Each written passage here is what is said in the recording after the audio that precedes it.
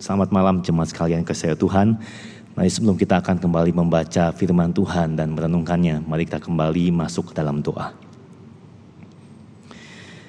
Tuhan, kami kembali datang kepadamu saat ini. Kami bersyukur di dalam segala kondisi yang kami alami. Tuhan, Engkau masih memberikan kami kesempatan untuk berkumpul sebagai satu gereja meskipun tidak secara fisik.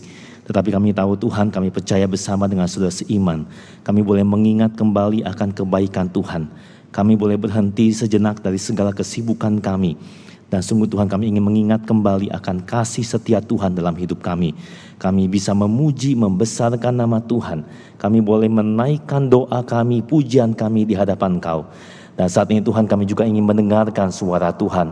Kami mohon supaya Tuhan boleh pimpin, berkati kami. Kiranya Roh Kudus membuka hati supaya kami boleh mendengar firman Tuhan. Dan firman yang disampaikan itu boleh bertumbuh dan berbuah dalam hidup kami. Terima kasih ya Bapa. Di dalam nama Tuhan Yesus kami berdoa. Amin. Saya mengundang kita membaca satu bagian firman Tuhan dari kitab Lukas pasalnya yang ke-9. Lukas pasalnya ke-9 ayat yang ke-23 sampai ayat yang ke-24. Tema yang diberikan kepada saya pada hari ini adalah memandang Allah sebagai Allah, mati terhadap diri sendiri. Mari kita akan membuka bagian ini dan saya akan bacakan bagi kita sekalian. Demikian firman Tuhan, Lukas 9 ayat 23 sampai 24. Katanya kepada mereka semua, setiap orang yang mau mengikut aku, ia harus menyangkal dirinya, memikul salibnya setiap hari dan mengikut aku. Karena barang siapa mau menyelamatkan nyawanya, ia akan kehilangan nyawanya. Tetapi barang siapa kehilangan nyawanya karena aku, ia akan menyelamatkannya. Sampai semikian jauh pembacaan firman Tuhan pada hari ini. Saudara, apa artinya mengikut Yesus? Bagian firman Tuhan yang kita baca ini seringkali bukanlah ayat-ayat favorit di dalam kehidupan orang Kristen. Saudara, kata-kata seperti menyangkal diri, memikul salib mungkin sudah banyak kali kita dengar. Tetapi tetap saja bukanlah kata-kata yang enak untuk didengar. So, mengapakah Yesus harus membahas hal yang sulit, hal yang menakutkan seperti ini? Saudara, kalau kita pikir-pikir lagi, apa yang Yesus katakan itu bisa saja membuat para pengikutnya sebetulnya menjadi kecil hati dan mereka akan meninggalkan dia. Padahal bukankah Yesus saat itu baru mulai naik daun? Pengajarannya dikatakan itu membuat orang banyak takjub. Yesus melakukan juga banyak mujizat. Dia bisa menyembuhkan orang sakit, dia bisa mengusir setan, mengusir roh jahat. Bahkan dikatakan di bagian-bagian sebelumnya bahwa Yesus membangkitkan anak Yairus. Tidak heran begitu banyak orang itu berbondong-bondong mengikuti Yesus. Setidaknya ada 5.000 orang laki-laki, belum lagi ditambah dengan perempuan dan anak-anak. Di pasal ini, pasal 9, Yesus baru saja melakukan mujizat dengan memberikan mereka semua makan. Kalau dalam dunia kita sekarang, dalam dunia marketing, seharusnya Yesus itu menonjolkan hal-hal hebat yang harus ia kerjakan, yang sudah dia kerjakan. Yesus bisa berusaha meyakinkan dan membujuk orang banyak, khususnya murid-muridnya, untuk terus setia mengikuti dia. Jangan kasih kendor, jangan kasih kesempatan mereka meninggalkan dia. Tetapi kenapa Yesus kemudian mengucapkan syarat untuk mengikut dia dengan begitu sulit? Disinilah kita melihat bahwa Yesus mengajarkan tentang harga yang harus dibayar jika engkau dan saya mau sungguh mengikut dia. Yesus mau agar orang percaya mengikut dia dengan sepenuh hati, dengan tidak setengah-setengah, dengan tidak neko-neko. Saya ajak mari hari ini kita lihat konteks beberapa bagian sebelum Yesus mengucapkan kalimat ini. Dan apa artinya bagi para murid saat itu, termasuk juga bagi kita hari ini. Jika kita perhatikan bagian yang kita baca, di perikop sebelumnya, itu baru saja membahas tentang pengakuan Petrus ayat 18 sampai 21. Saudara, Yesus itu sebelumnya bertanya kepada para murid-murid, "Menurut kamu, siapakah aku ini?" Saudara, lalu Petrus menjawab, "Mesias dari Allah." Saudara, Petrus memberikan sebuah jawaban yang tepat. Ternyata saudara, para murid selama ini telah memperhatikan gerak-gerik Yesus, memperhatikan perkataannya dan apa yang dilakukannya. Saudara, mereka menyimpulkan bahwa Yesus adalah Sang Mesias. Saudara, bayangkan ketika Yesus kemudian tidak menyangkal pengakuan itu. Apa yang menjadi reaksi perasaan mereka? So, saya percaya bahwa mereka merasa sangat bangga. Mesias yang ditunggu oleh umat Israel sekian lama, ratusan atau bahkan ribuan tahun. Saudara, ketika semua perempuan di Israel berharap dirinya lah yang melahirkan Mesias, penantian yang tampaknya itu tidak berujung, saudara, akhirnya selesai di dalam pribadi Yesus. Dan mereka adalah murid-murid yang paling dekat. So, bisa bayangkan betapa mereka merasa excited, sukacita, penuh dengan pengharapan yang sangat besar. Saudara, yang jadi murid itu bukan orang-orang penting, saudara, bukan bahkan pemimpin-pemimpin agama, tetapi mereka terpilih untuk terlibat di dalam mungkin sebuah revolusi yang paling penting yang akan terjadi di dalam sejarah Israel. Itu yang mereka bayangkan. Tetapi saudara, segera setelah pengakuan Petrus itu, Lukas mencatat bahwa Yesus langsung memberitahukan apa yang akan terjadi kepada dirinya. Ayat ke-22 dikatakan, "Anak manusia harus menanggung banyak penderitaan dan ditolak oleh tua-tua, imam-imam kepala, dan ahli-ahli Taurat, lalu dibunuh dan dibangkitkan pada hari ketiga." So, menarik bahwa Yesus sepertinya ingin mengkoreksi pemikiran para murid-murid tentang Mesias. Saudara, murid-murid mungkin saat itu sedang membayangkan bahwa Yesus akan memberikan kemenangan secara militer, memberikan kemenangan secara politik kepada bangsa Israel. Kerajaan Israel akan kembali dipulihkan seperti di masa kejayaan Raja Daud. Saudara, itulah yang mereka nanti-nantikan, itulah yang mereka dambakan dari seorang Mesias. Tapi saudara, Yesus buru-buru mengkoreksi, membocorkan rencana yang sesungguhnya. Mesias itu dikatakan akan mengalami penderitaan, ditolak oleh semua orang pemimpin agama dan bangsa Israel, pemimpin bangsa Israel, bahkan dibunuh. Tapi ia akan dibangkitkan pada hari yang ketiga. So, menurut saudara, bagaimana perasaan murid-murid saat itu? Apa yang sedang mereka pikirkan? So, saya rasa saya bayangkan mereka akan sangat terkejut mendengar pernyataan itu. Betul-betul di luar dugaan mereka. Bagaimana mungkin Yesus Mesias itu dibunuh? Kalau Mesias dibunuh, apa jadinya dengan bangsa Israel? So, mereka kaget. Tetapi pada saat yang sama sangat mungkin mereka juga tidak mengerti apa artinya dibangkitkan. Mengapa harus dibangkitkan? Lalu bagaimana pengharapan akan kebebasan dari penjajahan yang umat Israel itu dambakan selama sekian lama? Pernyataan Yesus itu sangat mungkin memporak-porandakan impian para murid. Maka tibalah kita di ayat yang menjadi fokus pembahasan kita hari ini. Dikatakan Yesus berkata kepada semua mereka tentang syarat mengikut Dia. Setiap orang yang mau mengikut aku, ia harus menyangkal dirinya, memikul salibnya setiap hari, dan mengikut aku. Saudara, apa artinya? Yesus berkata Mesias itu akan ditolak dan akan dibunuh. Dan setiap orang yang mau mengikut aku, dia akan mengikuti jejakku juga. Saudara, tapi apa artinya kalimat-kalimat ini? So, menyangkal diri itu berarti menanggalkan si aku dengan segala keinginannya dan berkerinduan untuk hanya melakukan kehendak Allah. Menyangkal diri artinya melepaskan apa yang menjadi ambisi pribadinya yang tidak sama dengan kehendak Tuhan. Dan jika kita sungguh percaya, maka hidup kita sudah ditebus, dibayar lunas, sehingga hidup kita itu bukan milik kita lagi. Maka kita harus menyangkal diri dengan segala keinginannya. Memikul salib yang kedua sudah berarti hidup menderita karena nama Kristus. Saudara, engkau dan saya kalau sering dengar khotbah, kita tentu tahu, sering dengar bahwa salib adalah hukuman yang diterapkan oleh kekaisaran Romawi. Salib itu tidak ada dalam sistem Yahudi.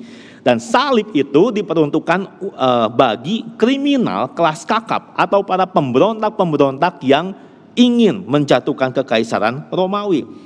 Tapi ingat saudara bahwa ketika Yesus mengucapkan syarat ini, Yesus belum mengatakan bahwa dirinya akan disalib. Belum saudara, masih sangat dini. Saya bayangkan para murid akan kebingungan. Mengapa tiba-tiba Yesus mengangkat isu tentang salib? Bahwa yang mau ikut dia harus pikul salib. Tapi setidaknya mereka pasti mengerti bahwa salib itu adalah lambang penderitaan. Bahwa salib itu adalah lambang penghinaan.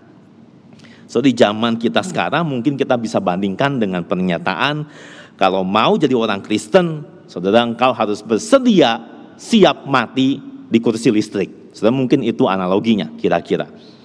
Nah, saudara, maka Yesus pun kemudian menderita dan dia mati di atas kayu salib. Saudara, dia sudah melewati salib untuk kemudian dibangkitkan dan dimuliakan. Dan saudara, dia meminta kita juga mengikuti jejaknya, memikul salib. Saudara, itu bisa berarti dikucilkan oleh dunia, diejek, ditolak, atau bahkan menderita sampai mati karena setia kepada firman-Nya. Maka saudara, sungguhkah kita rindu menjadi pengikut Kristus? Inilah harganya. Sangkal diri, pikul salib. Saudara, kita tidak bisa hidup bagi diri sendiri lagi. Dan ada resiko kematian karena nama Kristus. Saudara, siapkah kita? Lalu Yesus memberikan satu prinsip penting di ayat yang ke-24. Karena barang siapa mau menyelamatkan nyawanya, dia akan kehilangan nyawanya. Tetapi barang siapa kehilangan nyawanya karena aku, dia akan menyelamatkannya. So ini adalah sebuah paradoks. Saudara, apa artinya? Mengapa ketika ingin selamatkan nyawa justru akan kehilangan? Tetapi justru ketika kita kehilangan nyawa malah diselamatkan. Saudara, kok bisa? Kunci untuk mengerti paradoks ini adalah dengan melihat nyawa atau hidup itu dari dua perspektif. Perspektif kesementaraan dan perspektif kekekalan. Ketika seseorang berusaha untuk mempertahankan hidupnya di dunia yang sementara ini dengan segala cara, dan dia tidak bersedia menderita demi nama Kristus, maka dia akan kehilangan nyawanya di dalam hidupnya yang kekal. Kehilangan hidupnya dalam kekekalan. Sebaliknya, siapa yang rela pikul salib sampai bahkan mungkin mati martir karena Kristus sehingga kehilangan nyawanya di dunia ini, ia justru akan mendapatkan hidup yang kekal. Maka apakah kita hidup dan mati bagi Kristus dalam dunia ini sudah menentukan hidup dan mati kita di dalam kekekalan. So, melalui prinsip ini tentu Yesus mendorong para pendengarnya, para murid-murid saat itu dan kita hari ini untuk memilih kehilangan nyawa demi Kristus. Karena dengan cara demikian justru kita akan mendapatkan hidup yang kekal. Maka masalahnya saudara, apakah kita siap bayar harga untuk mengikut Kristus? Maka di bagian akhir ini saudara, kita akan melihat apa pesan Tuhan Yesus bagi kita saat ini. Saudara, kalau boleh saya simpulkan, Tuhan tidak mau kita menjadi orang Kristen yang setengah-setengah. Anugerah keselamatan yang Tuhan berikan bukanlah anugerah murahan. Sekali lagi saudara, anugerah yang Tuhan berikan kepada engkau dan saya bukanlah sebuah anugerah yang murahan. Jikalau kita sungguh-sungguh menerima Kristus sebagai juru selamat, maka Dia juga menuntut dirinya untuk menjadi Tuhan kita. Kita tidak bisa menjadikan Yesus sebagai penebus tanpa menjadikan Dia juga sebagai Tuhan. So, tentu sebagian besar kita akan berkata setuju. Kita akan setuju dengan pernyataan ini. Tetapi sadarkah kita apa artinya Kristus menjadi Tuhan? Artinya, saudara, kita ini adalah hamba, kita adalah budak. Dan sebagai budak, saudara, kita tidak punya hak apapun atas diri kita. Semua yang kita punya, bahkan hidup kita, semua adalah milik Tuhan kita. Sayang sekali, banyak orang Kristen tidak mengerti hal ini atau tidak mau mengerti hal ini.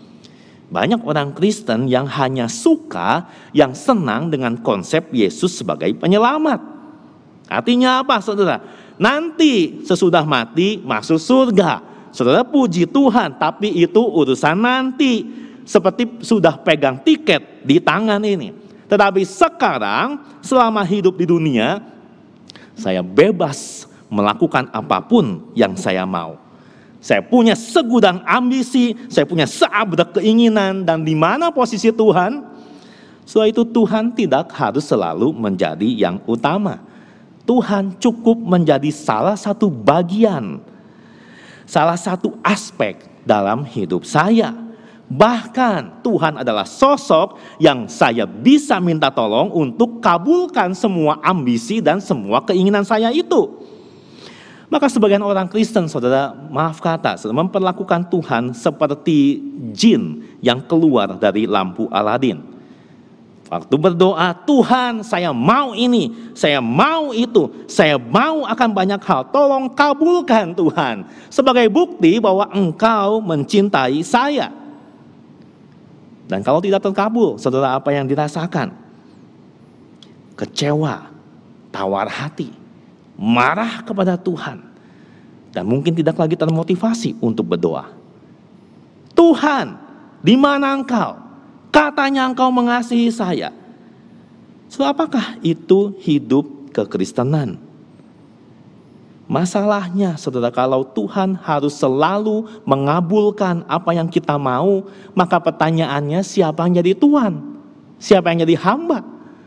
Kalau semua keinginan kita harus dikabulkan, saudara, bukankah kita yang jadi Tuhan? Yang terjadi seharusnya adalah sebaliknya. Mari kita memandang Allah sebagai Allah. Memandang Dia sebagai Tuhan.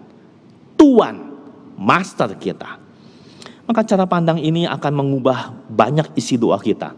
Untuk lebih sering bertanya, Tuhan, apa yang menjadi kehendak-Mu atas hidupku? Tuhan, apa yang Engkau ingin aku lakukan dalam hidup ini? So, jikalau Kristus itu Tuhan, maka kita adalah hamba-Nya. Dan sebagai hamba-Nya kita harus terus-menerus mematikan keakuan diri dengan segala kehendak-Nya. Dan minta kehendak Tuhan yang jadi dalam hidup kita. Meskipun kehendak Tuhan itu berarti ditolak oleh dunia, diejek dan dihina orang banyak, meskipun itu beresiko kematian. Murid-murid Tuhan Yesus, saudara, baru mengerti akan kalimat perkataan ini, syarat menjadi murid, setelah Yesus dibangkitkan dan Dia naik ke surga. Dan tradisi mencatat, setidaknya hampir semua murid Yesus yang kemudian menjadi rasul, saudara, mereka hidup bagi Kristus, mereka mati martir. Saudara, Yohanes itu dibuang ke pulau Patmos. Mereka bersama dengan banyak murid Kristus lainnya menjadi orang-orang yang kehilangan nyawanya demi Kristus. Tetapi mereka justru menyelamatkan nyawanya. Sebagaimana dengan kita? Sungguhkah kita mau mengikut Kristus dan menuhankan Dia? Relakah engkau dan saya memikul salib dan setia kepada Kristus, meskipun nyawa menjadi taruhannya. Mari minta Tuhan periksa hati kita. Mohon Tuhan tuntun hidup kita untuk mati bagi diri dan hidup bagi Kristus setiap hari seumur hidup kita. Mari kita masuk dalam doa.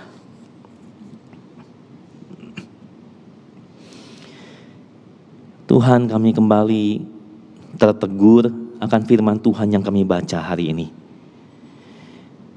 Tuhan, entah kami sudah menjadi orang Kristen berapa lama, kami aktif di gereja berapa lama, tapi Tuhan, Engkau yang tahu bagaimana dengan hidup kami. Apakah betul-betul kami saat ini sedang mengikut Engkau? Apakah Engkau menemukan kami, ya Allah, sedang menyangkal diri kami, sedang memikul salib setiap hari? Oh Tuhan, tolong kami untuk menyadari harga menjadi pengikut Kristus. Ampuni kami Tuhan, jikalau seringkali kami menjadikan Engkau hanya juru selamat, tetapi kami enggan menjadikan Engkau Tuhan atas hidup kami. Jikalau banyak hal yang masih kami tahan dalam hidup ini dan kami tidak serahkan kepada Engkau. Jikalau masih banyak segudang ambisi, keinginan kami yang kami hanya menjadikan Engkau pengabul dari doa kami. Oh Tuhan, kami datang kepadamu saat ini merendahkan diri. Kami mohon sekali lagi Tuhan, biarlah Engkau tuntun hidup kami mulai hari ini. Tolong kami Tuhan untuk bisa menghargai anugerah Engkau. Bawa kami Tuhan untuk kami bisa menyangkal diri kami. Bertanya apa yang Tuhan inginkan dalam hidup ini. Dalam hidup yang singkat, kami ingin mengikut Engkau Tuhan. Kami ingin melakukan kehendak-Mu Tuhan. Kami ingin serahkan hidup kami kepada Engkau saja. Tolong kami Tuhan memikul salib setiap hari seumur hidup kami. Karena kami ini milik-Mu ya Bapa. Terima kasih ya Tuhan. Di dalam nama Tuhan Yesus Kristus, Tuhan penebus kami, Tuhan juru selamat dan Tuhan kami, Tuhan yang memiliki kami. Di dalam nama itulah kami berdoa dan bersyukur. Amin. Bacaan doa sampai di sini. Kiranya Tuhan memberkati kita sekalian.